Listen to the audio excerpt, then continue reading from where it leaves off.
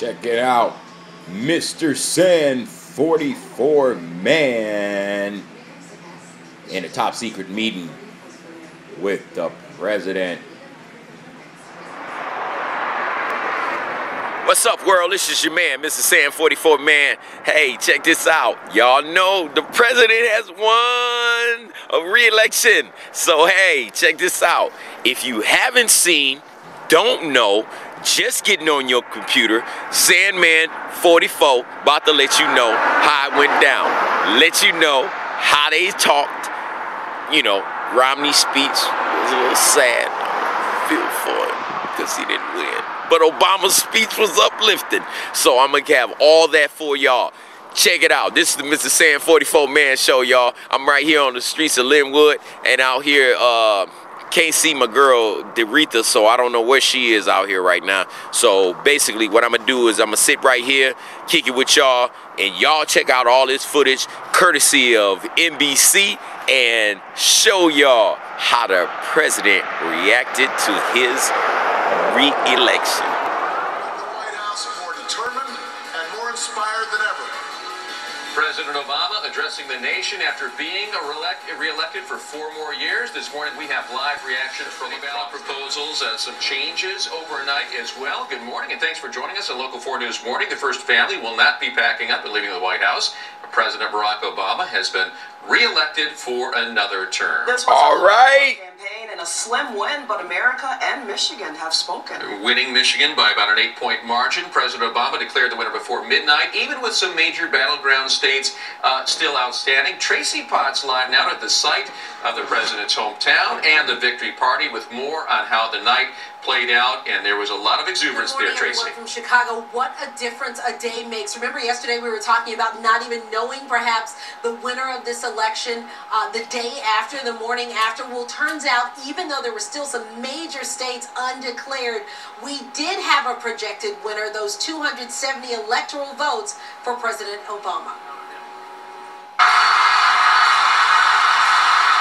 A burst of emotion at the Obama victory party in Chicago the moment the race was called. And early this morning, celebrations around the country, from New York to Los Angeles and the White House, where President Obama will spend 4 more years. Whether I earned your vote or not, I have listened to you. I have learned from you. And you've made me a better president. We are not as divided as our politics suggest. We're not as cynical as the pundits believe. We are greater than the sum of our individual ambitions, and we remain more than a collection of red states and blue states. We are and forever will be the United States of America.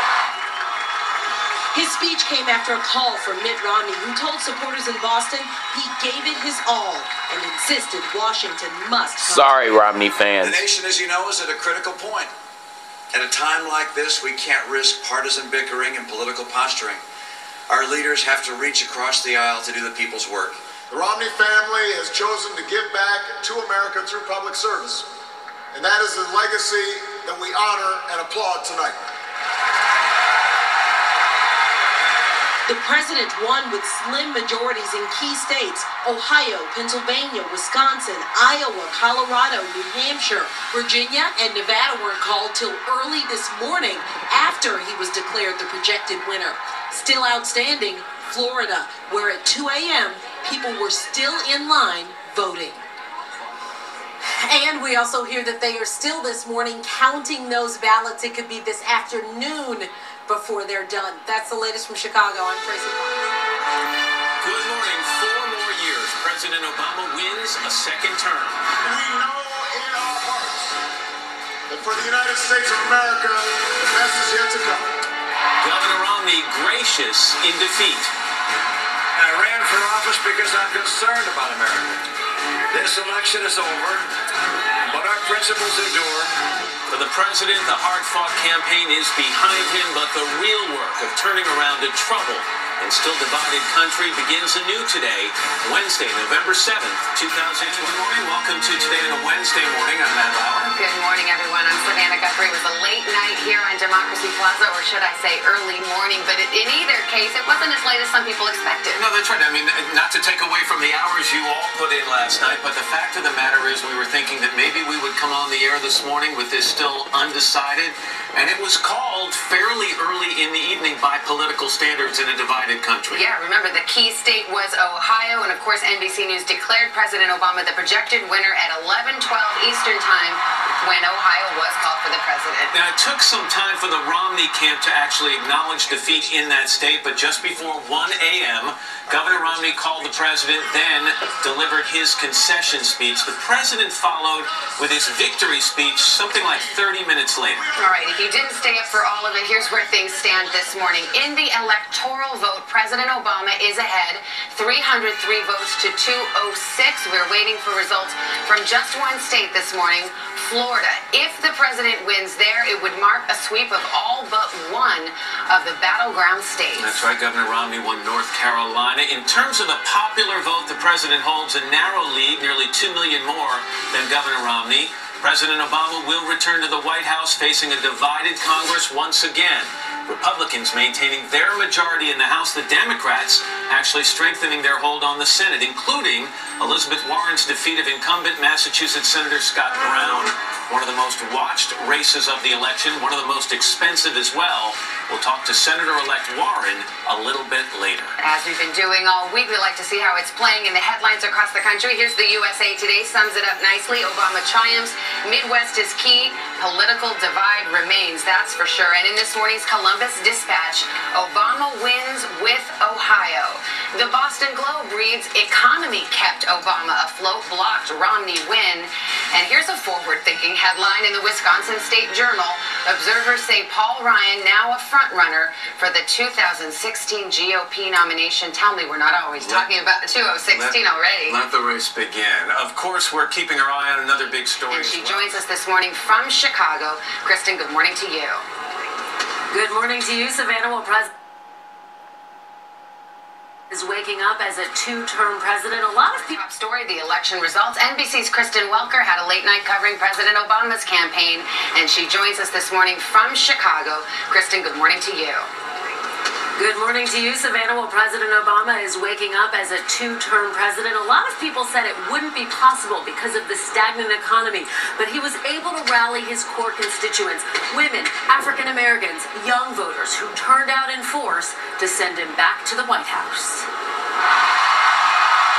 A triumphant President Obama walked out to a jubilant crowd to claim victory, his wife and children by his side as he savored his hard-fought re-election. A long campaign is now over.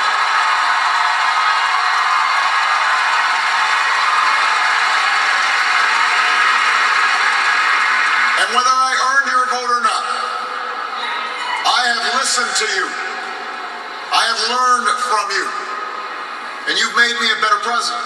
The campaign was long and bitter and the most expensive in history, but the president struck a tone of healing. I just spoke with Governor Romney and I congratulated him and Paul Ryan on a hard-fought campaign.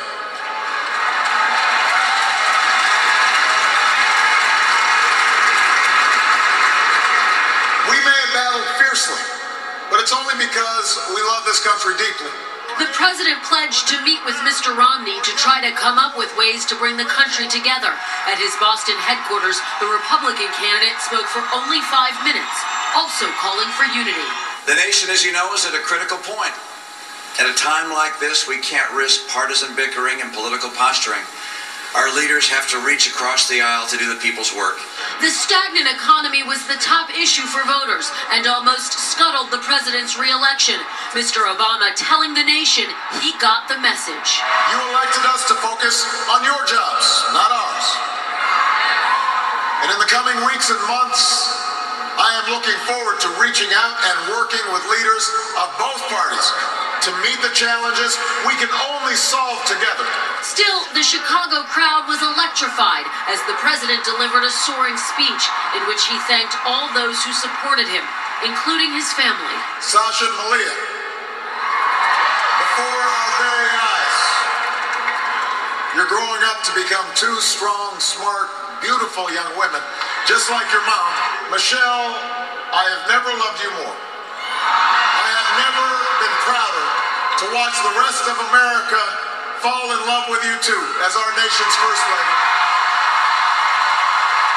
The president's daughters are a little taller, his hair grayer. But in his speech, Mr. Obama sounded a lot like the man America first elected 4 years ago. We remain more than a collection of red states and blue states. We are and forever will be the United States of America. Now, the president also joked that unlike 2008, the first daughters will not be getting a dog this year. On a more serious note, according to a campaign advisor, the very first phone call that President Obama made after Governor Romney called him to concede was to former President Bill Clinton, of course, one of his top surrogates during this campaign season. The Obamas will head back to the White House a little bit later on today. Matt? I'm Kristen Welker covering the campaign from Chicago this morning. NBC's Peter Alexander is at the Romney headquarters in Boston. Obvious disappointment there this morning. Peter, good morning to you. Matt, good morning to you. Late last night, a source close to the Romney campaign summed up their feelings in just 3 words. He said, "This one stings." The concession speech, as we witnessed last night, was short, but it was gracious. Governor Romney wishing the Obama family well, also praying for the president, but you couldn't help but hear the disappointment in his voice at the end of what was a 6-year quest for the White House. He was joined on stage by his deflated family. His wife Ann was there, their 5 sons, and a lot of the grandkids as well. In addition, his running mate Paul Ryan and his wife Jana. There was really little to celebrate here, Matt. Last night before 10 o'clock, the aides actually cut the audio to those news broadcasts on the giant screens at the site. There was stunned silence. Instead, the band began to play. And a little bit earlier, when they were watching the returns at the hotel across the street, the governor's body man tweeted out this picture that he wrote, "Governor and Ann having a great time with grandkids." But the idea of a great time was really pretty generous use of the words last night. The governor felt very deeply. He really believed that he was going to win this, telling reporters, Savannah, that he could feel it yesterday when he was in Pennsylvania. This was a stop that was scheduled at the last minute, and still more than 1,000 people were there to greet him. Just a couple days ago, an aide was asked what the governor's last meal would be, basically what he would be eating before he came out to give his speech. The aide said that he will live beyond Tuesday. Nonetheless, this was a deflating and a stinging night for the campaign. I guess if there's any upside, the good news is this morning there is a new beginning. Today officially marks the start of the 2016 campaign. So if it's all the same to you, we're going to just do some laundry, take a nap, and we'll head back out on the trail. All you guys are 2016 enough already. Peter, thanks. While our political team is here to break things down. NBC's watching, but I hope you sleep at some point today. Thank you so much. Thanks, man. All right, Savannah, thanks. Chuck Todd, NBC's political director and chief White House correspondent, continues to crunch the numbers even at this early hour. Chuck, good morning to you. Good morning, Matt. You know, one of the ways, the best way to show this election is, frankly, the state of Florida. And yes, we have it uncalled right now, and all the remaining vote, it really does look like, unless there's some sort of accident in Florida, missing ballots, and it is Florida, so you never know, the president's likely to carry Florida. But I want to show you sort of how this demographic time bomb went off and caught the Republicans off guard. It happened right here in the I-4 corridor, and in particular, right here in Orlando. I'm going to give you Osceola County here. This is a county that the president won by 25 points, 27,000 votes. Just 2 election cycles ago, this was a county that was won by President Bush by 5,000 votes. The big change in this county is an influx of non-Cuban Hispanics in Florida. This tells you more really than anything else. We can go into the other states. We can talk about how it happened a little bit in Virginia, how it happened a little bit in Colorado. But really, Florida just shows you, because the next place this is going to happen, where this demographic time bomb went off, it's going to happen in Georgia. Fastest growing block in Georgia is Hispanics. Texas and the state of Arizona. And this is where, to just sort of add to this storyline here of what the Republican Party is facing, this issue with Hispanics becoming a potentially a 75-25 Democratic voting bloc here.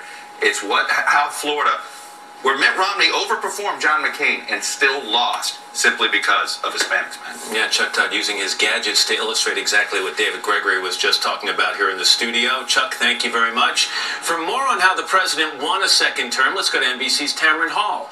She's been looking at results of the NBC News National exit polling. Tamron, good morning to you. Hey there, Matt. Well, it's a similar story that what you heard from David Gregory as well as Chuck Todd. Just 4 years ago, African-American voters certainly were exceptionally loyal to the president, and that's what we saw this time around. The president getting 93% of the black vote, as much as he did 4 years ago. As Chuck also mentioned, in the Latino population, 7 in 10 of that vote, a little better than 4 years ago when he got 67%.